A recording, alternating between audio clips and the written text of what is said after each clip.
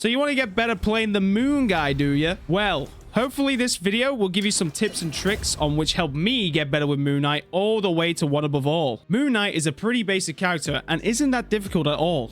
But there are a few things that you probably don't know about his kit. So let's go over his kit first and then talk about his different playstyles later on. The first thing to talk about is his left click. His left click currently does a maximum of 75 damage to the body if all 3 darts hit. So that's 25 damage a dart. Moon Knight has a 2x headshot multiplier, so the max damage you can do headshot wise with the darts is 150 damage if all 3 hit. His right click, the Moonblade, currently does a maximum of 80 damage to the body, so this will be 160 damage if you hit a headshot. The Moonblade also has a 6-second cooldown, so keep that in mind. Both Moon Knight's darts and Moonblade can bounce off targets 3 times and the maximum bounce distance is 7 meters. The next thing to talk about is his Ankhs. When you throw the Ankh next to a player and it drags them in, it does a total of 20 damage. A key thing to know about the Ankhs is that it doesn't deflect the same amount of damage back towards the enemy player. The Ankh will deflect back 98 damage if you shoot the Ankh with your left click, which is your darts,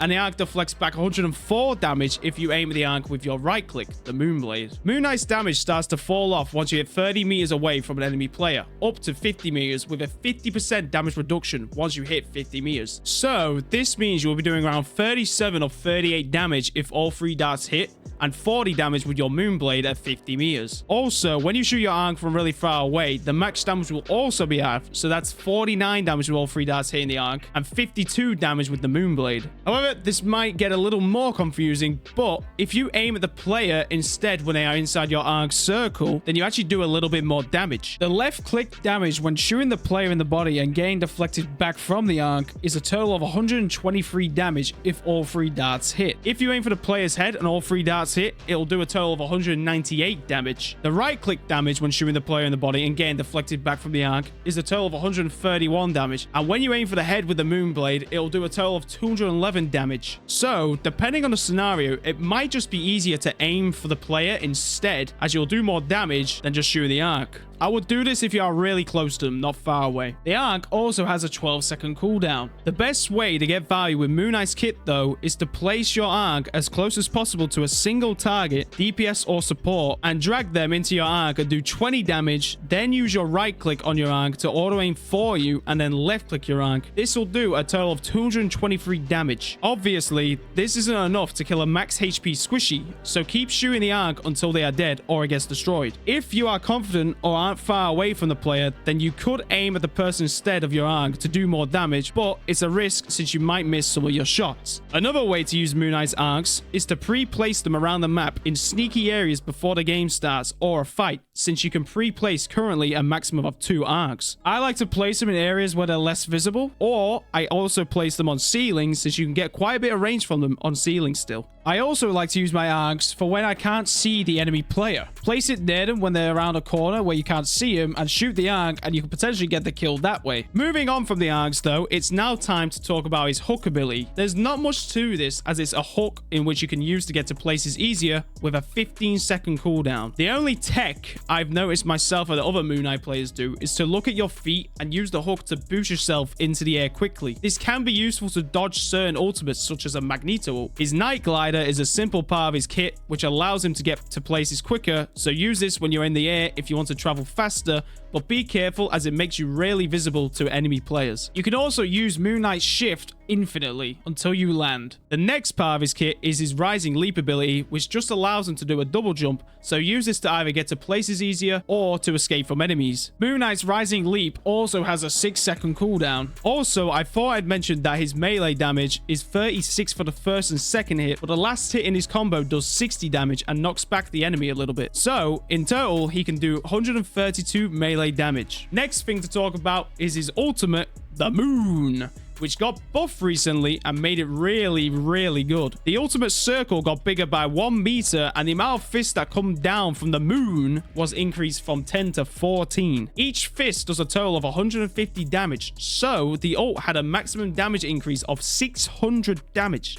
That's mental. The best way to use the ult is to make sure your target is in the center of the ult, and then once you place the ult onto them, do the technique I told you earlier, which is to place an Ankhs next to them to drag them back into the ult, and then use your Moonblade on the Ankh to follow it up with some darts. If you wanted to make the enemy team's lives even worse, then try to combo the ult with someone else's ult, such as Groot's or Doctor Strange, since they can't move, meaning easy kills. But yeah, that's all I've got so far for Moon Knight's kit. Let me know if I've missed anything, but now it's time to talk about his playstyles. There are two playstyles I do. The first one is flanking and taking high ground. This playstyle method can be really effective, especially when the enemy team is oblivious and doesn't have characters such as Psylocke or Spider-Man. So, like I said, I try this playstyle out instantly if they don't have any dive characters. And what you want to do is target the supports. When you see the enemy support distracted and preferably alone, make sure your Ankh and right click are ready, as you will be able to most likely get the jump on them and kill them if they don't react in time to your Ankh. Even if there are two supports next to each other, give this a try, as they might be oblivious to your Ankh, and this could allow you to even get 2 kills or force out some support ultimates. If you manage to kill the supports and still aren't being pressured, then obviously move on to killing the rest of the enemy team.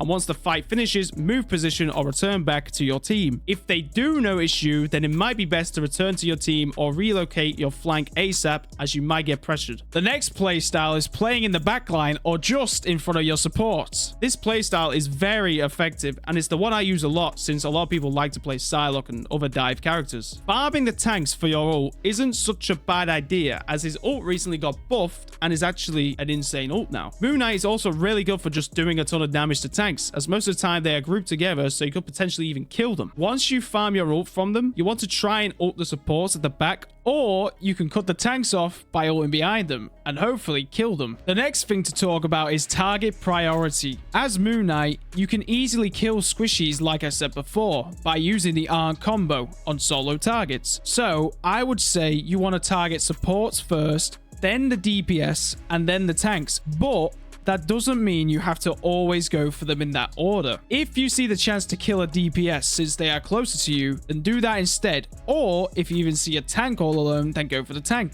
However, I think that it is best to go for the supports first if you can, since they are the backbone to the team. If you kill the supports first, then it makes it so much easier to kill the rest of the enemy team, obviously due to them not getting any heals. Even if you kill one, that is a significant difference in heals, and your team will be able to push forward with more ease. That's the way I target with Moon Knight, and now it's time to talk about how to aim with Moon Knight. Yes, believe it or not, you can actually aim with Moon Knight and not just shoot the ground. When it comes to certain hitboxes, it's actually better to shoot just above their head due to the third-person point of view. This also occurs with your Moonblade. Take Psylocke for example. Since her hand is in the way of her face, you can't actually headshot her unless you aim above her head. So what I would suggest doing, if you really want to learn how to fight certain characters as Moon Knight in this game, is to go into the practice range and select each hero and see what their hitboxes are like, as you might be surprised to see where the best place to shoot them is. Obviously, you can also take into consideration the enemy player's HP. If they are below 75 HP, then obviously just aim for the body and make your life easier instead of trying to aim for the head, as you might miss some shots. Now it's time to move on to how to counter or manage dive characters, such as Psylocke or Black Panther. People always ask me in my live streams and on videos how I deal with dive characters as Moon Knight. The answer is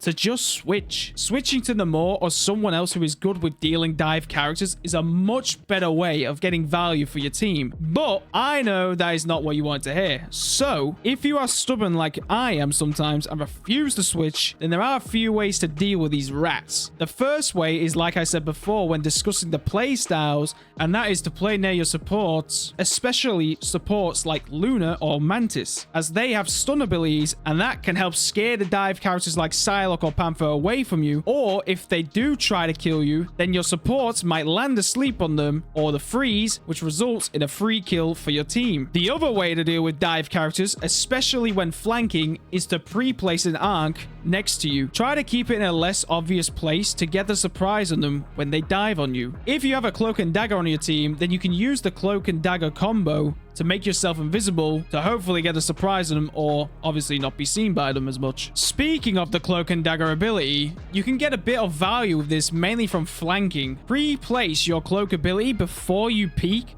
and then try to get a kill on the back line. You can also use it to just spam a choke to gain ultimate charge, or to even potentially get a kill that way. I'll also go through my settings since some of you wonder that too. I know this isn't for Moon Knight, but it's just in general in case you want to know. So target display, I have a primary monitor. Display mode, borderless windowed. Apparently there's no input lag on any of them, so choose what you want. I choose borderless window as I prefer it. Anti-aliasing and super resolution type, I have that on NVIDIA DLSS. I have super resolution mode on balance, super resolution sharpening on 80, frame generation off, low latency mode, NVIDIA reflex low latency. Brightness is just at 50. I limit my FPS to 240. I have a 240 hertz monitor, so I limit it at the max. Show FPS, network stats, that's preference, so turn on if you want. I have them on. VSync off. Game language, again, this is preference. I have mine in English. And now we'll go on to the graphics. So graphics quality is custom, obviously. Global illumination off. Reflection quality off. Model detail performance. Post-processing low. Shadow detail medium. Texture detail low. Effects detail low. And foliage quality low. So the only thing I have above low is shadow detail, and I have that on medium because it makes the shadows a little bit nicer, not just a blob. Next, we have keyboard settings. So my mouse sensitivity is 2.5 for both of them, but that is with 1200 DPI. Invert or horizontal look, invert vertical look, mouse smoothing, and mouse acceleration, I have them all off. And then for crosshairs, I have two that I'm currently using. One is the circle, and the other one is the cross. I'll leave them in the description, the codes, so you can paste them in here if you want to use them. Also, in accessibility, I have the enemy color changed from default to red, as I think it makes the enemies stand out a bit more, but this is just preference again. But yeah, that's all my settings. And that's all I can think of when it comes to the Moon guy. Let me know in the comments if any of this information helped you, and also if you have any more questions about the Moon guy, then leave that in the comments too, and I'll try my best to answer it. I'll most likely be doing more guides in the future, not just on Moon Knight, but this one will have to do for now. If you guys did enjoy this Moon Knight guide, then please leave me a like and subscribe, as it does really help me out a lot. Take care and have a good one, guys.